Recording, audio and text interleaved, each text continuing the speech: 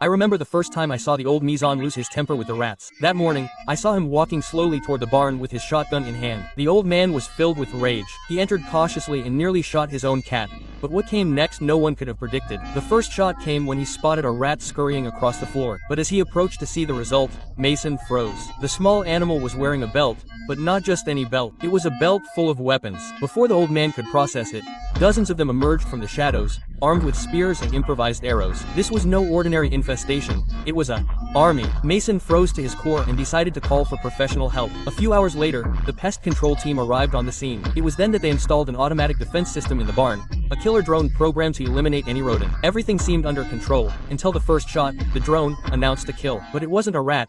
It was Mason's poor cat that went down the drain. Type F in the comments for the kitty. Days passed, and everything indicated the problem was over, until the surveillance cameras were destroyed and the drone was gone. The rats had found a way to neutralize human technology. The company returned with an even more extreme solution: the new Terminator robot, the latest generation in pest control. Mason, out of options, decided to buy it. And night after night, the robot did what it was programmed to do, killing more than Chuck Norris. The scene was so ugly that even the old man was shocked. One day, driven by curiosity, Mason entered the barn. The scene was surreal. It was no longer a simple fight against rodents. It was a war on a smaller scale. There were gunshots, knives, bombs, horrific carnage. When he realized the machine was about to eliminate the last survivors, Mason made a decision no one expected. He raised his shotgun and fired at the exterminator robot, destroying the machine and saving the rat leader's life. What struck me most in that moment was his expression as he watched the little leader protect the rest of his group with such courage. The rats softened Mason's hardened heart, and worse, the old man became filthy rich.